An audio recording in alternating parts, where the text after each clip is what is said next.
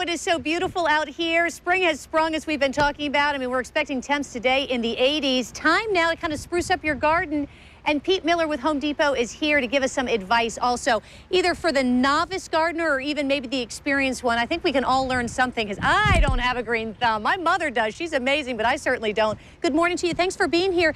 Let's talk a little bit about what is in season right now, because for me, I end up planting something, it's in the wrong spot, and it dies after about 2 weeks. Well, it depends on if you're a beginning gardener or an experienced gardener, but we have a couple of options for you. For the beginning gardener, one of the 2 words of advice: start small and start simple.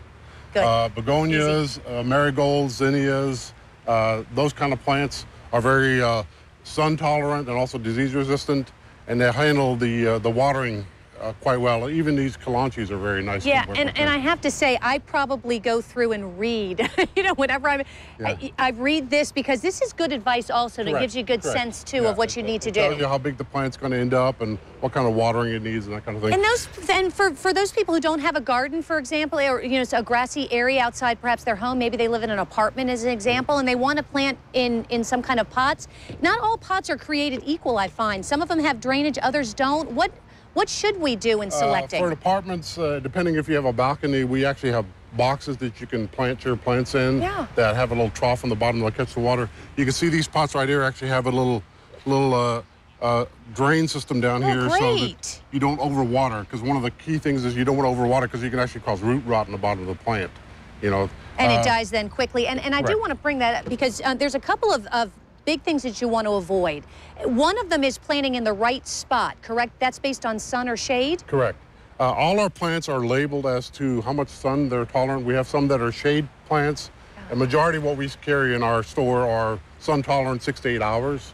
And, we live in Florida, after all. We get a lot of sun, right? Actually, the plants we carry are for this particular region. They're like I said, they're made drought resistant and very sun tolerant. And if you go in the store, you'll see large signage that tells you specifically if they're annuals or perennials, if they're sun tolerant or more shade type plants. So that's how you can pick it. And just come to the store. We got folks that'll help you and ask, which is in the right it direction. is, and I do that all the time. In fact, watering properly, you said, is another big mistake. In general, take something like this, for example, or even maybe the pretty flowers that you have here. How often should you water? That's really kind of dependent on where you place the plant. My simplest thing is I just basically kind of dig in the soil and feel what the moisture level is on the soil.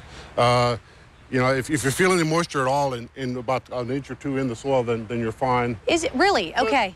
Typically, I would say about 5 to 7 days. And now the soil is very important also, and I know that you brought some as well for us, because, you know, if you're planting in the ground, I find there's a lot of sand, as an example. Do you need to treat the soil ahead of time? If you're planting in the ground, there's a couple things you can use. We have something here called Root Zone. And watch this. It's good. That's okay. That's totally organic, and actually, what that helps do is it stimulates the roots. Yeah. And it actually. And that's the key, because the root is where the nutrition and the moisture gets absorbed. And by stimulating the roots and getting more root growth, it's going to result in a much healthier plant. Now, is this usually in the potting soil also, or should you add to it? There's some included. There is fertilizer included in the basically about 3 months equivalent.